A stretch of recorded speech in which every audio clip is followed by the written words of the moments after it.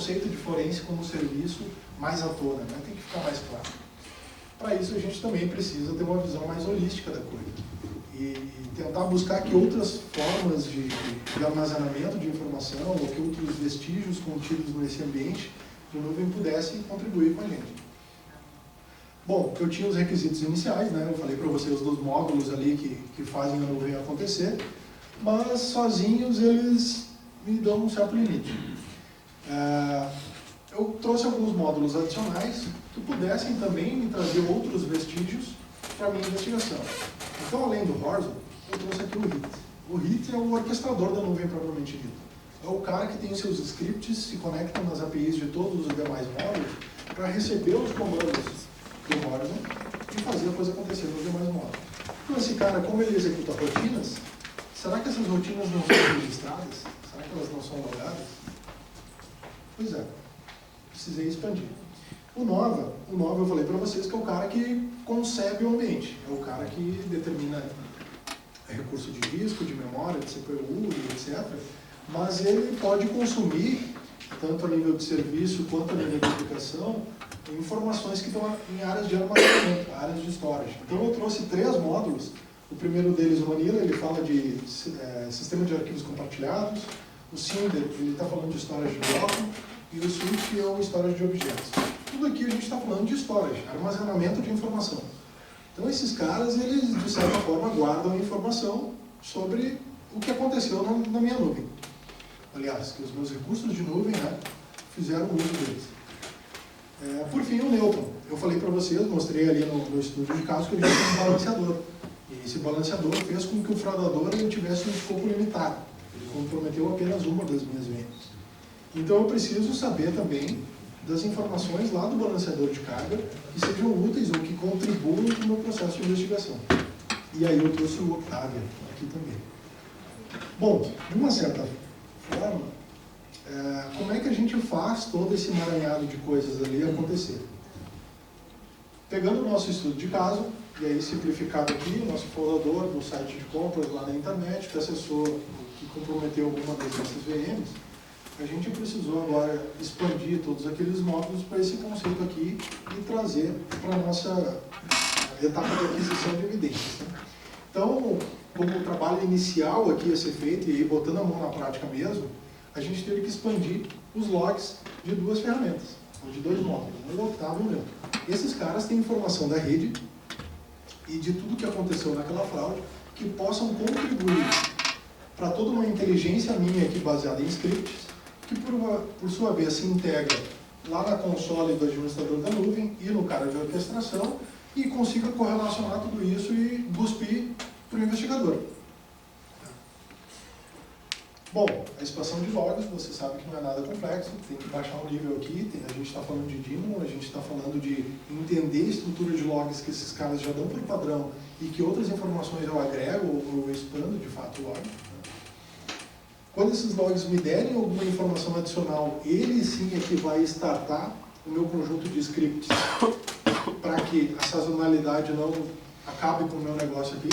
Então eu estou falando aqui de uma detecção quase que em tempo real e já startar um processo de aquisição de evidências antes da minha nuvem sofrer alteração. E por fim, né, eu preciso ter acesso às áreas de armazenamento. Possivelmente lá tem informações ou informações adicionais que me subdividiam aí para a minha investigação. Possivelmente lá o artefato daquele fraudador parou em alguma dessas áreas aqui. Então eu também preciso consumir informação disso.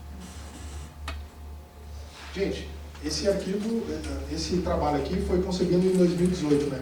E assim como o Dijkstra lá fez o trabalho dele em 2013, em 2014 alguém derrubou ele, então eu já não me preocupei, deixa eu sair na frente. Alguém vai achar uma vulnerabilidade no meu trabalho. Eu achei uma. Ela está visível aqui. Né? Obviamente, para mim, que concebia o negócio, tem um pouquinho mais de conhecimento, mas tem uma vulnerabilidade aqui. Se vocês, porventura, virem, imaginam, me avisem. Mas o fato é, aqui, se o meu log não tiver qualidade suficiente, ou se ele não souber o que ele tem que olhar, na verdade, né, o que eu tenho que olhar em cima do log, todo esse emaranhado aqui embaixo não vai funcionar.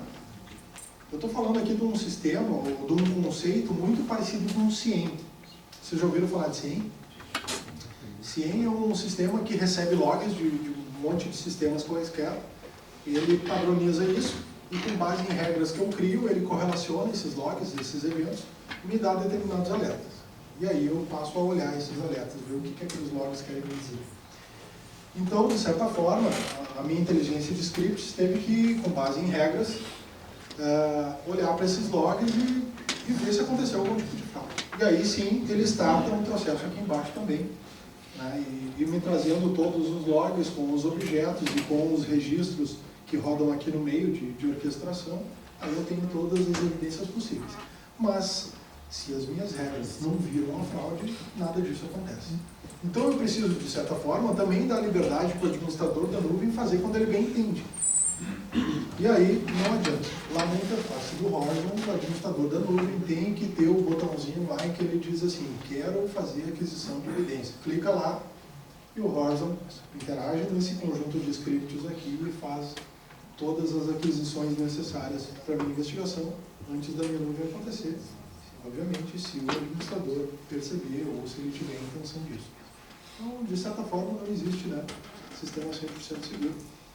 Mas é um modelo proposto. E, como eu falei para vocês, nasceu uma criança, está aqui a criança, né, o Script Toolkit. É um emaranhado de script, um monte de Python rodando aqui. Escolhi o Python porque o OpenStack é escrito em Python, então, né, fazendo tudo dentro de casa. Mas, e aí, como eu falei, o intuito aqui era falar de modelo, não era falar de implementação, não trouxe nada de código aqui. Mas eu sei que tem um monte de gente aí com dúvidas, eu vou deixar meus contatos, né, quem tiver interesse, quiser contribuir também. Eu apresentei isso em essa mesma palestra em São Paulo essa semana, e aí eu fiz a provocação. Por que não esse conjunto de scripts ganhar um bichinho e um nome lá na comunidade OpenStack, né? Por que não ele já está lá no pacote do OpenStack e oferecido isso como serviço de fato? Bom, deixo meus contatos, deixo as referências aí para a galera estudar. São basicamente todos os trabalhos que eu trouxe da apresentação, e deixo meus contatos para quem tiver dúvidas, quem quiser falar, quem quiser trocar código, estou à disposição.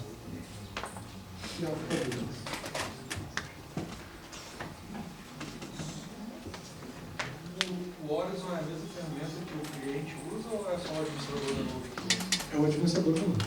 E o cliente usa a ferramenta? Não, o cliente vai usar a aplicação. A aplicação que o orquestrador botar no ar em cima dessa nuvem. Eu não tenho lá para criar a máquina dele? Não. Quando a gente fala de cliente, aí tem uma confusão. Tá? O cliente é o cliente da nuvem, o cliente do provedor. E não o cliente final que está fazendo o código lá no site. Isso.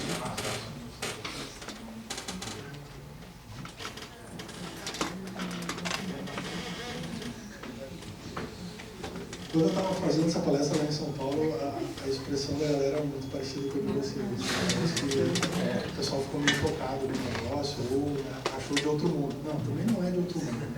Os scripts ali nada mais fazem do que aplicar técnicas que a gente já conhece no mercado, mas de uma forma organizada e automatizada. Esse ambiente de teste, você fazer em uma máquina somente ou colocar mais de uma outra máquina? Não, duas pelo menos, para a gente poder fazer o exercício dessa sazonalidade. Outro no OpenStack e outro no Storage? São máquinas que rodam em cima do OpenStack. Então, basicamente, eu tive um ambiente para instalar o OpenStack e fazer ele rodar. Eu tive que instanciar máquinas através do OpenStack, e aí duas pelo menos, e depois escrever todo aquele conjunto de scripts. Não é máquina física? Não, física é uma só. Consegue fazer análise de malware? Depende. Se a gente conseguir sim fazer a aquisição das evidências, a análise de malware é uma etapa posterior. Movimentação lateral, né? Aí aquele conjunto de logs lá tem que ser capaz de nos avisar disso para que a gente faça a aquisição de outros ambientes ali. Mas como eu digo, uma etapa posterior. No momento que eu conseguir garantir a aquisição, a análise, aí eu uso em técnicas e ferramentas, as ferramentas de mercado nos ambientes. Tá bom, gente? Obrigado.